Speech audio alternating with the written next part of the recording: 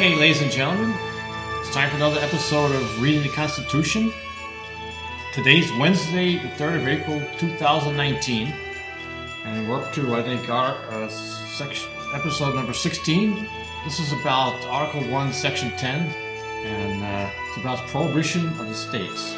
So remember the last time we were looking at this thing, we were on Article 1, the legislative branch, and we had gotten all the way up to Section 9, which was prohibitions of Congress, which was pretty big. There was 8 clauses in there, and these were things that they put limitations on the laws that the Congress could create. Well, it turns out that they wanted to do a similar thing for the states. So Section 10 was things that the states was prohibited from doing, and this is a little bit smaller. It's only 3 clauses. So let's just take a look at what that's about. And so what are the states prohibited from doing? Well, these 3 clauses in Section 10 lay it all out. Certain activities that they don't want states doing. And there's basically 2 different kinds of activities. One thing is that states are prohibited from doing many of the same things that Congress is prohibited from doing. Right? They don't want these things happening in the United States. They didn't want Congress doing it, and they didn't want the states doing it. So they prohibited both parties from doing it. The second thing is the states are prohibited from doing a lot of the things that are solely the authority of Congress or of the president. So, for instance, I give, just as an example, if they give the president authority to do something, then they'll say, well, the state can't do this, only the president can do it. So let's just jump right in and start looking at what these are. There's only 3 clauses to look at.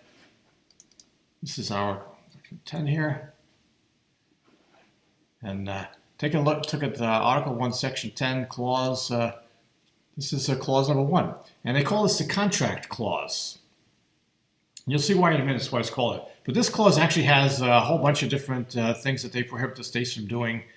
And they rolled them all into this one clause. Well, let's just read it here. We'll start reading. It says, no state shall enter into any treaty, alliance, or confederation. So if you recall, I think it was Article 3, they gave the President of the United States the authority to make treaties with other countries, and he has to concur with Congress. So the states, only the President can do that. The states can't make treaties. They don't want the states having a treaty with other countries or other states. Continuing on here, it says, no state shall grant letters of marque and reprisal. And if you recall from the last episode, a letter of marque was a license for a private person to act essentially as a pirate and capture vessels of an enemy. And a letter of reprisal was a similar thing where you gave a private party the license to go and attack. If someone committed some wrong, like a different country, like England or France, committed some act against you, you can take a reprisal against them. It would be like attacking their forts or something. And they used to give a license to private people now. But that's not done much anymore. But even back then, they would not allow the states to do that. The states are prohibited from granting a letter of reprisal or letter of marque. And only the federal government can do that, only Congress. Continuing on, it says, no state shall coin money, emit bills of credit, make anything but gold and silver coin a tender in payment of debts. So, again, the Congress was given the power to coin money, and no one else has that power. The states don't have that power. So they want to keep the monetary system as basically one monetary system of the United States. You can't have money from, say, New York State can't make their own coins, or any other state. Now the second part there, emit bills of credit. You may be wondering, what is a bill of credit? And I just had to look this up. What is a bill of credit? It's essentially a document that's similar to a banknote, and it's issued by a government that represents government's indebtedness to the holder.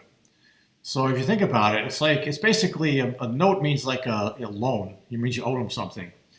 But this was actually very common back in those days during when the Constitution was written, that states would issue these bills of credit, and what would happen was they would circulate like money, like just as currency or a substitute for currency.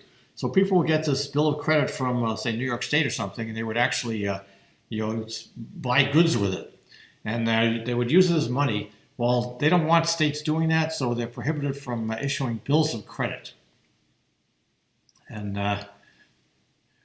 let's see, what else do we have here? The next one is make anything but gold and silver coin a tender payment of debts. Now, this is pretty interesting. So they say that states can't coin money, and they can't make anything but gold and silver a tender payment of debts. So it's kind of interesting because back in those days, when they said coin money, they literally meant to make money out of copper, silver, or gold. And nowadays money's not backed by copper or silver or gold. And but this in the Constitution here says that gold and silver have to be a tender of payment only. So that's kind of contradicts the current monetary system. Okay, the next thing here says no state shall pass any bill of attainder, ex post facto law, or law impairing the obligation of contracts. So there's three different kinds of laws they can't pass in the states. One is a bill of attainder. And remember we talked about that before. This is where a government goes and passes a law that's like directed like at some specific individual or group, and trying to make their activities illegal. Like they'll just say, "Oh, this group here is, they are basically what they're doing is illegal, and what they do is committing treason. We declare them treason without any trial or anything like that, just by passing a law." So that's not allowed to do by the federal government. The Congress can't do it, and the states can't do it. And the second one is the ex post facto law. And remember, ex post facto means after the fact. So you can't pass a law today and then arrest somebody who violated that law last year because it wasn't a law last year. You can only arrest him if he does it after the law has been passed. And the last one here is also pretty interesting. It says Congress cannot pass any law impairing the obligation of contracts. So what the heck does that mean? They can't pass a law impairing the obligation of contracts. Well, that was actually something big that was back then. And I'll show you what is impairing the obligation of contracts means. Well, back during under the Articles of Confederations, a lot of times the state legislatures would pass a bill that would relieve a particular person of the obligation to pay debts. So, for instance, someone owed you money, and maybe a lot of money, and but the guy was like an important connected person who had friends in the legislature. So the legislature would go and pass a bill saying, okay, John Smith doesn't owe Jack Jones any money anymore, and Jack Jones would be basically cheated out of his money because John Smith had friends in the legislature. Well, this is illegal, and in fact, what happens is now is remember in the Section 8 of Article 1, they gave Congress the right to write the bankruptcy laws. So the Constitution has uniform bankruptcy laws, across all the states. So no laws impairing obligation of contracts. And the very last thing here in the contract clause, that's why they call it the contract clause, by the way, because that's that part of the clause.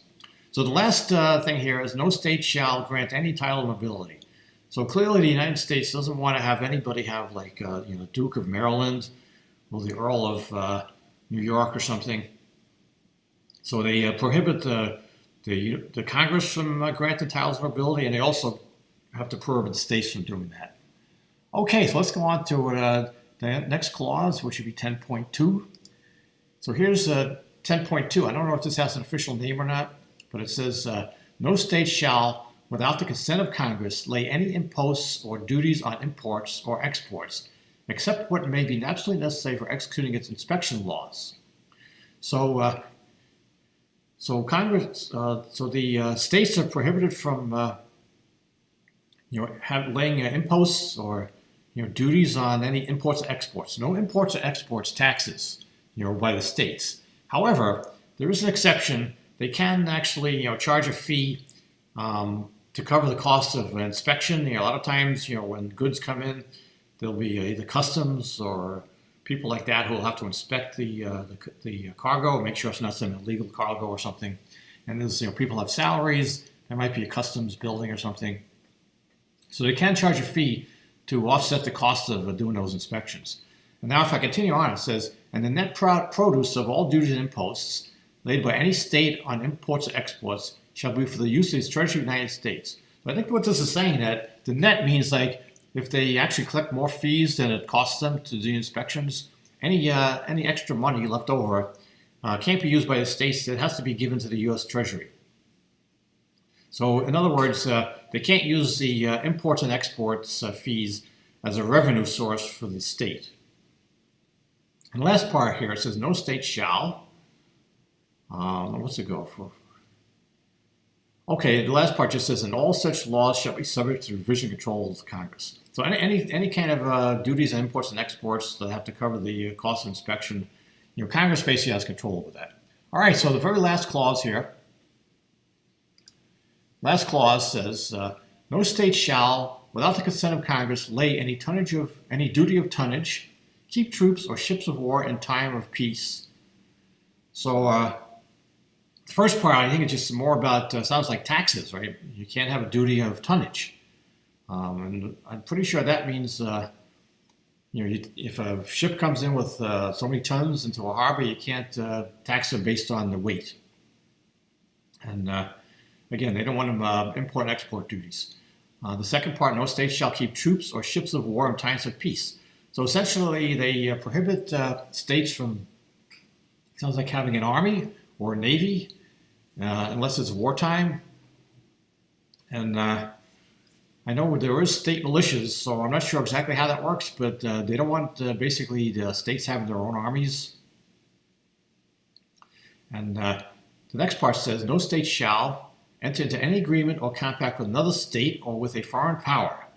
So there is another prohibition of the state. You can't have states entering agreements with each other. It's basically they all have to work as a union.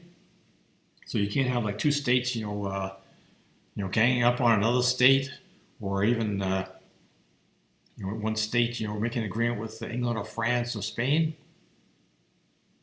And the continuing on, it says, no state shall engage in war unless actually invaded or in such imminent danger as it will not admit of delay. So they don't want, states are prohibited from engaging in war or waging war. They can't declare war. That's the purview of the Congress. They have the power to declare war for the United States of America. No one else can do that. So a state can't declare war. However, there is an exception if they're actually invaded. So, for instance, if Florida was invaded by Cuba, they would be able to take military action to expel the invader. Although in the modern world, there are U.S. troops probably in every state in the Union, and there's transportation is pretty quick. So they would probably just the federal government come in and deal with any foreign invasion. Okay, so that's basically the three clauses. There was clause number 10.3, there was 10.2, 10.1 was the contract clause, and that's what the states are prohibited from doing.